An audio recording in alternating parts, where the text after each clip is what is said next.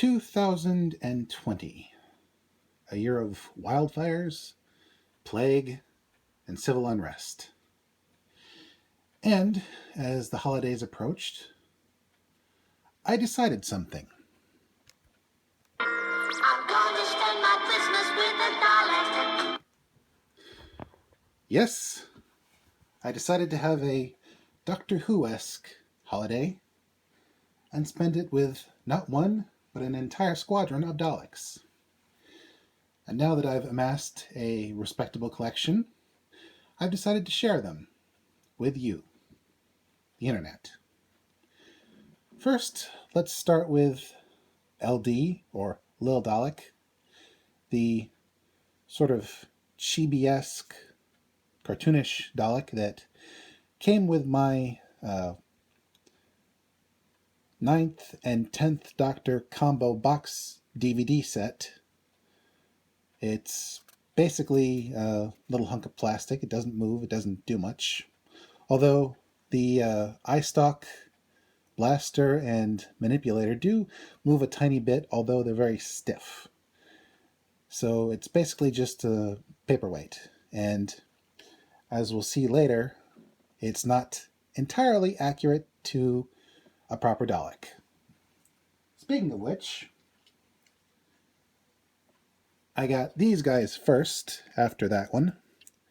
A standard Time War Dalek with the bronze body and the standard armament of a little blaster and a manipulator, This guy doesn't do anything except turn his head, which I would show you if I had an extra hand. But anyway, this guy is screen accurate because he has the vents on his neck. Now, I did want to start out with the original model of Daleks from the Hartnell era, but unfortunately, those are a little expensive. So I settled for the Time War and a Supreme Dalek in beautiful red and gold with 3 headlamps and a blaster that lights up. Unfortunately, this one's batteries ran out, so I can't really show you. But this guy is still impressive to look at. Hopefully someday I'll have batteries for him. Until then, we'll have to settle for this big guy. He is a considerably larger model. Once again, a Time War Dalek. Very screen accurate. His armor is a little more battle worn, and because he's from the Dalek Asylum collection, he's got a stamp saying he's crazy. But then again, all Daleks are naturally crazy. But unlike the previous Daleks, this one actually talks. Multi-spectrum scanning now engaged. Surrender or be exterminated. Daleks conquer and destroy. Exterminate, exterminate, exterminate. Scanning. Elevate. Yep. This guy does have functioning batteries, and he's just a hoot. And along with him are 2 members of the new Dalek paradigm. Now, a lot of fans will tell you those Daleks were awful, but I honestly didn't mind the way they looked. The only thing that they needed to improve upon was the fact that their chassis colors were a little too bright. Now, in comparison, this guy is as bright as any new Dalek paradigm fresh off the assembly line. But this guy, he's very, very worn. Very,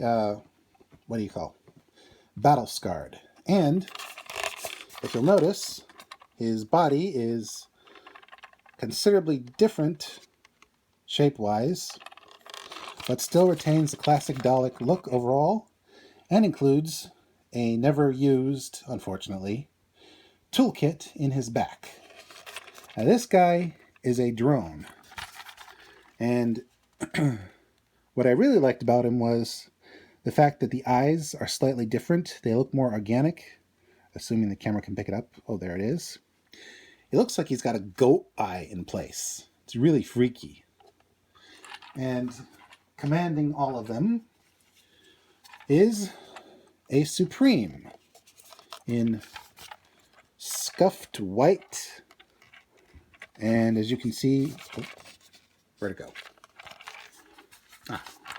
And as you can see, he also has a stamp indicating that he's too crazy even for the Daleks, and I'm sure you saw the stamp on the other guy. Now, as you can see here, the NDPs have larger guns. But honestly, I don't mind how different they look from regular Daleks. I think the new Dalek paradigm was just given a poor paint job, and the remaining members, the Yellow Eternal, the Orange Scientist, and the Blue Strategist, just weren't given their fair share. I do hope to see maybe a few of them come back in a better form, but until then, let's hope Jodie Whittaker can handle them. And that's it for now with my Dalek collection. Hopefully someday there will be more. But until then, this is Mr. J signing out. I'm reminding you, Daleks conquer and destroy.